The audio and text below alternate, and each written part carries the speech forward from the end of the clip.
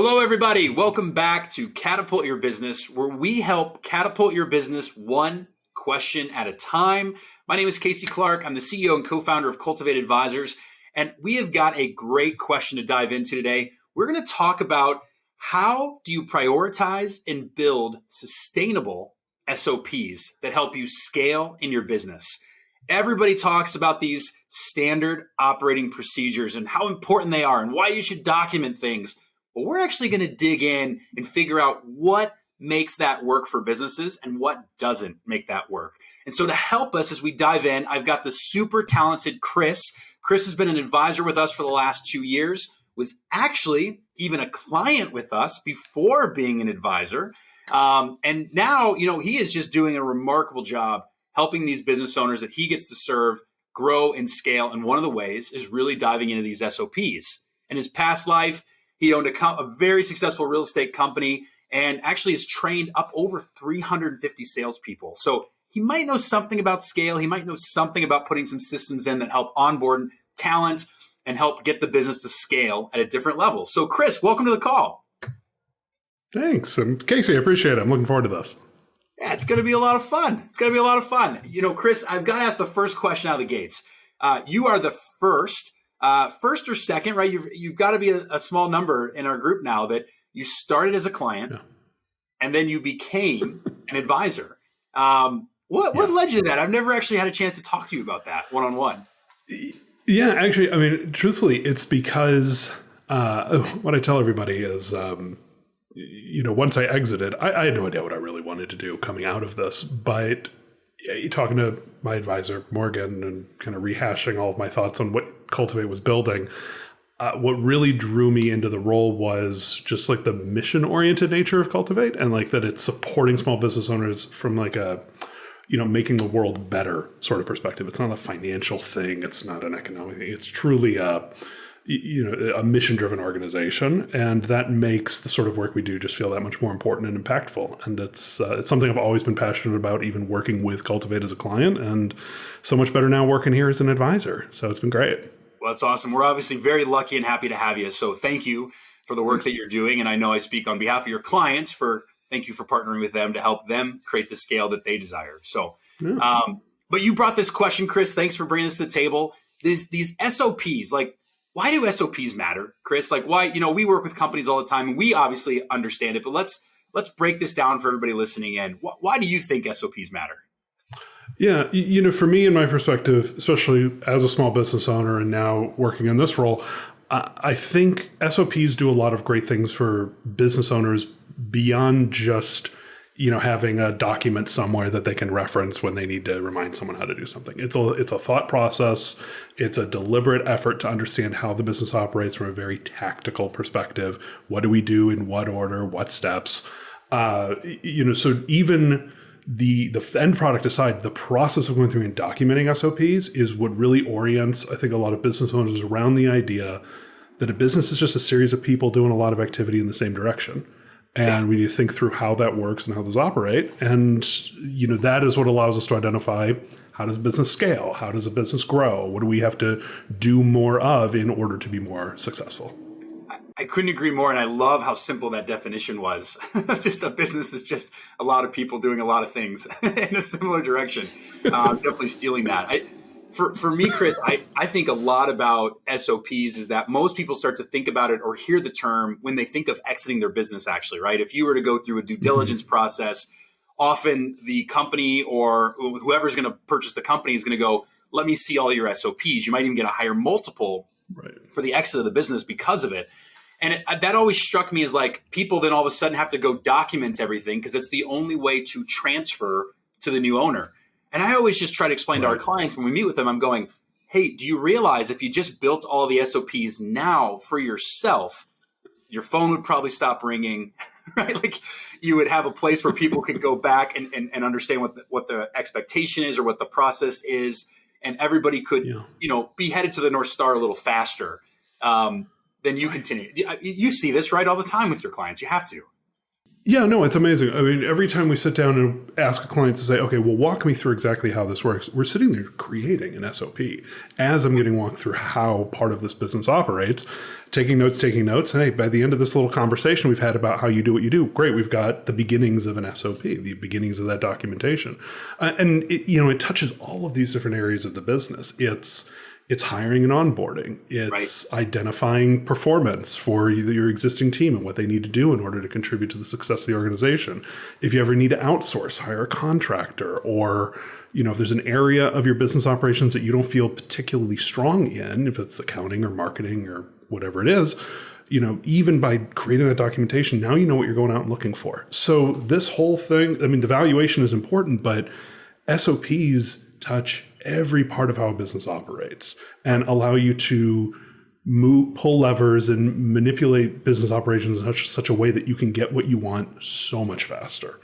Yeah, and I think that's why it's so critical that people spend the time to focus on this. Well, and it's hard, right? When you're in the business, right? We talk at Cultivate a lot about, are you working on the business or are you working in it? So many people are in the business. And so to get them to pull out and take the space to work on, we're lucky, right? In our world, Chris, every day we just take owners, pluck them out and say, no, for these couple hours today, we're working on it, not in it. I don't want to hear it. I don't care what's going on over there right now.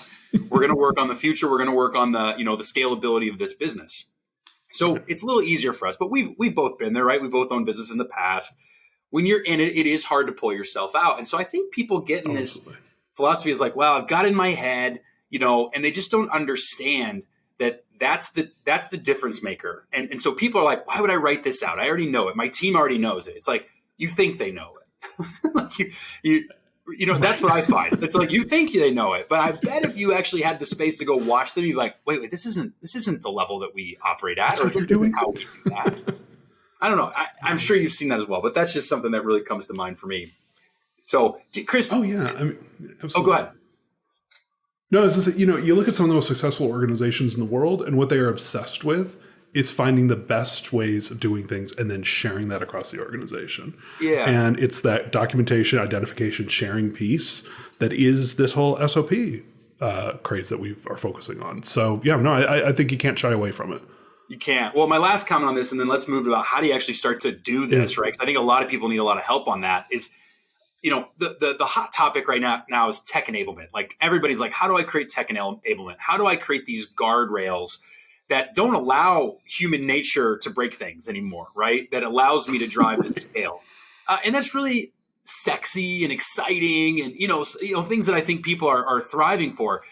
What I find, not humorous, that's not a fair way to say, but what I find troublesome is that I find these business owners that I work with, and probably you've seen as well in the marketplace, they're so quick to bring tech in. They're so quick to bring something in to create that guardrail. And they don't understand that if they just actually documented the process first, you could actually identify where are the guardrails and not the guardrails that are needed. So you can actually, value the ROI of putting something in because it's expensive. And I always tell business owners, don't get so excited about bringing in a lot of tech. Don't get so excited about trying to behave like the bigger businesses because you are going to change 5 more times before you get to that size. And what you're building as guardrails is going to be irrelevant. At that point. And so it's like, if you haven't sat down to build out this SOP and you don't know what the SOPs you need, start there before you just start trying to solve optimization. You just start trying to solve different ways to create efficiencies within the business, because that's just a never ending spin. That's never going to go away. Yeah. Yeah. Right? I say it's, this sort of tech solutions, I always describe them to clients as force multipliers, right? Like this piece of software or this, digital solution or this piece of technology, this will 2x, 3x, 4x, whatever you're doing. But if you're starting at a 0 or a 1, that's not really helping you. Let's get you to that 2, that 3, that 4. Then we can go find those multipliers. Yeah, then we'll multiply. Exactly. Right now we need to do addition, right? Business owner math. We're going to start with addition, and then we'll move to multiplication. which I think is super valuable. Are you getting the advice you need for your business from this episode? Do you want to get more than just one question answered and have it customized to you and your business? Well, Cultivate Advisors works one-on-one with thousands of business owners every day. Let them help you scale your business today. Don't just listen to this episode. Take action and go to cultivateadvisors.com to see which advisor you get matched with and receive a free 2-hour business assessment on how you could scale your business to the next level. Act now at cultivateadvisors.com. Well, I think we've slowed it down enough, and hopefully everybody listening in goes, okay, I can be a better leader. I can set my team up for success. Instead of just giving the future owner all the tools of how the processes work, why don't I take advantage of how that feels to run that business and have a place to point everyone to?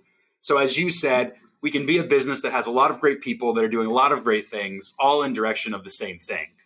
But how do we get started? I know what I see a lot with business owners, and I don't know if you felt this before, Chris, but when I sit down, a lot of times people are just overwhelmed by the idea of just how to get started. Have you ever seen that with the owners you work with?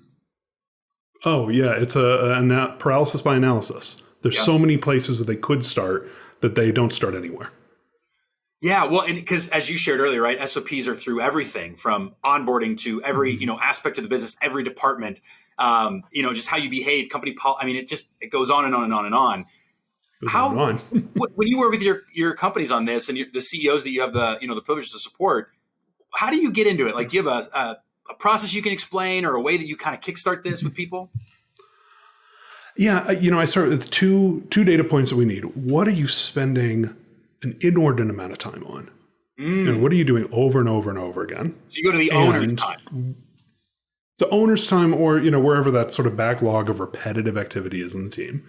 Okay. What are we doing a lot of, and what is the outcome that you're looking for from that process that you're doing? I think we have to have those two things. What is the output of whatever work you're putting into the system, whatever the process, and how much time is doing that over and over doing? Because in my mind, at least, when I come in at these things, my thought is, let's figure out exactly what the step-by-step is. Because at the end of the documentation of this SOP, my mind goes directly to delegation. Now that we know how we do this, how do we get this off of that owner's plate?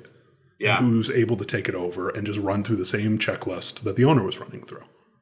So I throw it to you. How many times have you run into an owner where they think they're the only one that can do whatever it is that the business needs done? I can't. That's a very common concern. Yeah, right, exactly. They spend most of their time trying to find a photocopy of themselves. Well, Mr. and Mrs. Business Owner, I'm sorry, but you're in an industry where there's thousands and thousands of owners that have scaled to hundreds of employees. So actually, I think you can technically. Yeah, somebody else. Funny how that works. Yeah. It has happened. But you know what really this brings up for me though, Chris, is that, and I've seen this before, is that I think when people get started, they get in their heads of like the purpose of SOP creation is to create an SOP for everything. And so I think a lot of people start by listening, like, what are all the SOPs I need to work through? And they build like that table. That's what I see people do. They build a table of contents and then they're like, this is going to take me years, and then they almost like practically give up on it, right? Because they get so overwhelmed. That's something I keep seeing in the marketplace versus what you just said is genius, because what you're saying is, what are you doing? Like, just take a look at your time. Where do you spend the most amount of time that if you didn't spend there, you could reallocate to driving more revenue, or you could reallocate to finding better talent, or whatever you want to reallocate your priorities to. Pick those 3 to 5 and go build them, right? Go build them, get them documented, and let's figure out how to implement them, and how to retrain and have them in a place where people can pull them up and utilize them effectively. We'll get to that in a moment. But I think that is so important that everybody listens to, is like, do not turn into this like SOP junkie, where it's like the purpose of SOPs is just to document everything. Because you know what you'll end up with? You'll end up with like 40 folders of 100 documents. No one will know where anything is. And guess what? No one will use it. It'll be the most ineffective use of your time. And I think that's where people get trapped when they think about SOPs. Right. Yeah, absolutely. No, I think you're completely right. I think a lot of business owners can get into this habit of thinking that because they're making something, they're being productive. Right. But in reality, we have to do all these activities with a goal in mind. What are we trying to get out the door here? Well, we're trying to get more time back so that we can invest that time, like you said, in something more, something more lucrative or something more rewarding. Heck, even if it's something they want to have some more time with their family. what a great way to prioritize where we're going to allocate your limited resources. Let's get some SOPs out the door, and then let's get you that time that you want back. Rather than productivity as this trap of just like having to document and document and document. So I think you're totally right. It'll help me eventually. It's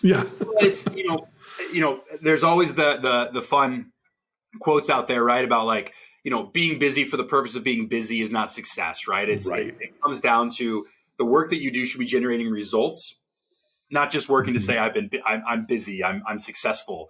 That's no longer the case. That might have been the case, pre-internet. I don't know, but it's not. It's just not the reality these days. So, one of the things that I get asked a lot about SOPs is, so let's say we've gotten past this overwhelm and we've identified these, first 3 to 5. You asked this really important question. You said, well, what is the outcome we want to get out of it? And what I find is that a lot of times that outcome becomes, I want to skill my people up more, or I want to get them, to a different level that doesn't require my involvement. A lot of times it does fall back to owner dependency, or some type of leader's dependency that, we need to give, free them up. And so when we approach that, what do you do with, how do you after you've identified what the SOP is, what's the best way to start to write that SOP so it's actually done in a way where you can use it for that purpose, right? Because I find a lot of people get that wrong. Yeah. I say there's many different ways to make an SOP as there are tasks that need to be done, right? There's the way you document software is different from the way you would document moving objects from one bin to another, right? But I think at a high level, creating an SOP, you start with whatever your inputs are and whatever your desired outputs are, and then you have to write out that checklist of what has to happen between the 2 points. I got my inputs, I got my desired outputs. What needs to happen to get from one to the other? You might discover you got some other SOPs you got to make, some internal, some sub SOPs to get through there. Yeah. But I think high level, everything you do, it has to start at that point. It gets you organized, gets you thinking properly about why you're sitting down and documenting this. It gets you some understanding of the value of what you're doing here. Makes you realize maybe where there are some gaps in your understanding of how something works. But I think no matter what kind of process you're trying to document, that's where you have to start. Got it. No, I love that. I think another thing that comes to mind for me that I've seen in addition to that is I'm the same way. I'm always like, let's get the inputs, let's get the outputs in place. Now we have all the information on a sheet. The next step I usually add is, and now go ask for the same thing from those that are involved, would be involved doing this type of task. Bring that collaboration so you actually know what their inputs and outputs are. And that will actually tell you, are people doing things differently? Are people approaching them differently? And then that actually usually allows you to see the gap, to go, now, what am I building this SOP in pursuit of? I'm trying to solve, this is my level of understanding. This is my team's level of understanding. Well, and sometimes it's flipped, right? I've been humbled. Like I've gone out and been like, hey, can you walk me through how this works? And I'm like, whoa, that is way easier than how we used to do it. I didn't realize that we've evolved, wow. Okay. This is outdated. Right. So I think people have to realize that it's not always just about your brain. It's actually go ask and find out how other people would prefer to do it. So you have their buy-in or how they are doing it. So you can pull that in to find the most simple way to standardize, because that's what we're talking about, right? We're talking about standardization so you can create scale and replicate over and over and over again. That's especially challenging in a service company or, a very high intense human capital type company where we see this. So I don't know, does that resonate for you, Chris, or do you have any other kind of? Well, I mean, gosh, that reminds me, with my business creating some SOPs around some of the basic processes our administrative team did.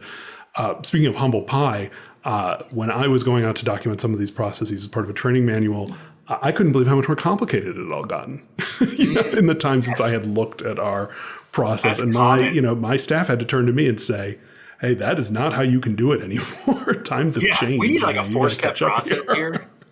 Well, I think that's important though, Chris. I think that's important, right? Like you start by dumping everything out, but your job is like, if you can't get most SOPs into a 1-pager, you're doing something in my mind horrifically wrong. Right. And a good like tactic is like, sometimes people are like, well, I really want like the entire email they're supposed to send, or I want like a full script of what they're supposed to say on a call, or it's like, great, create another document and list that and link it to the SOP. Like simplify the steps to not overwhelm so people can see it, use it, and clearly take action on it immediately. Right. Yeah.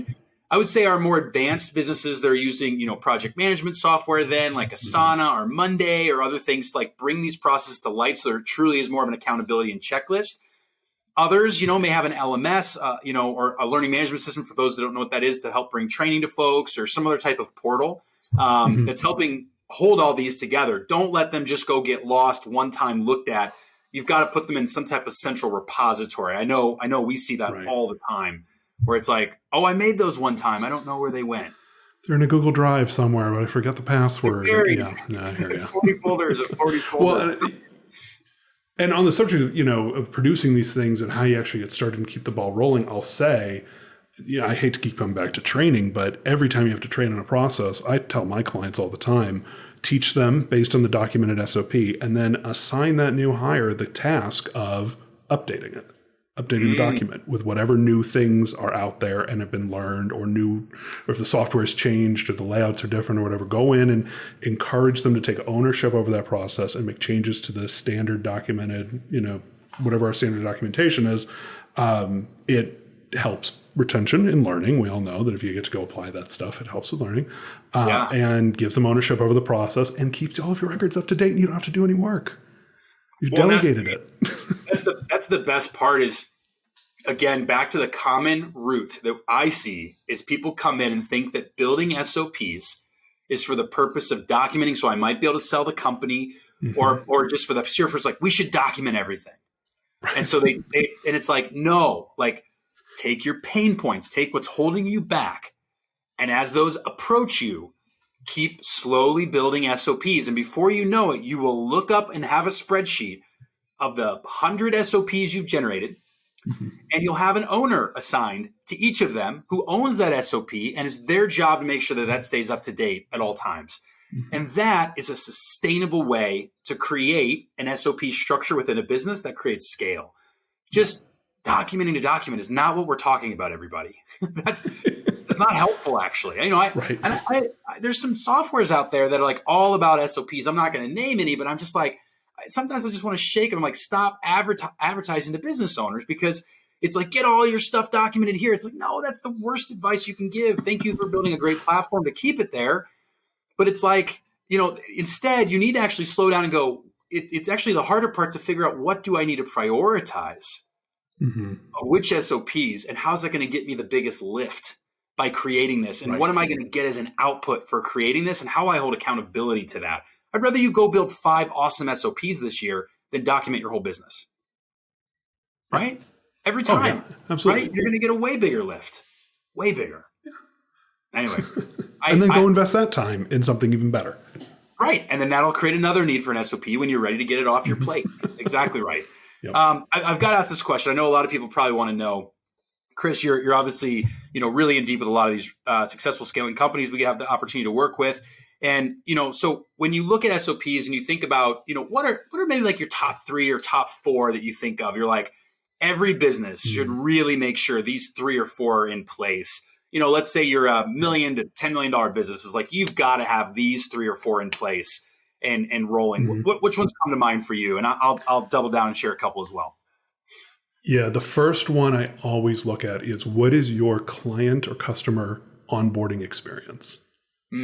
Once they've decided to be a customer or client of yours, what does the relationship, what are the steps of their relationship look like from that moment until you're in the rhythm of working together? And I think it's true, everything from professional services, law firms, accounting firms, that sort of thing, all the way down to a retail. Someone comes up to the register and they're ready to buy, or e-commerce or anything like that. Emails they get, all of that, right? You've invested all this money into your brand and your image and your logos and your product and your service quality and your systems and all that stuff. And now so many businesses drop the ball at that moment because it's not clearly defined what they want to get out of that initial engagement. So I think if you're just sitting here wondering where to get started, think about how it is people start working with you and what does that process look like? Thanks for tuning in to Catapult Your Business, where Cultivate Advisors is helping you catapult your business one question at a time. Are you running your business, or is your business running you? At Cultivate Advisors, they'll match you with an expert advisor and do a free 2-hour deep dive for your business. This will give you the clarity you need on how to get your business to the next level. Cultivate has worked with thousands of businesses. What do you have to lose? So head over to cultivateadvisors.com and sign up for your free 2-hour session.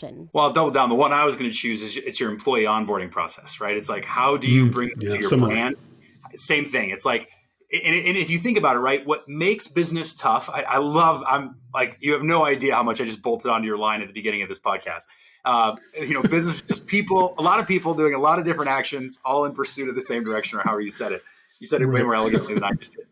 But if you think about it, that's where things break, right? Let's be real. Human capital creates breakage when you scale an organization. That is real, right? And there's a reason why so few of companies actually get over these different kind of places where it requires more leadership, more structure, more SOPs in order to get far enough past themselves to be sustainable at growth, right? Yeah. Yep. And so what I just keep thinking about is it's the SOPs that are around bringing people into your business, if it be a client, if it be an employee. The more you work through that and have that really buttoned down, the faster this engine can go, because it's not only just them being welcomed, it's actually them being welcomed, great brand experience, and knowing what to do as a client or as an employee to get the most out of whatever widget, product, or service you've created.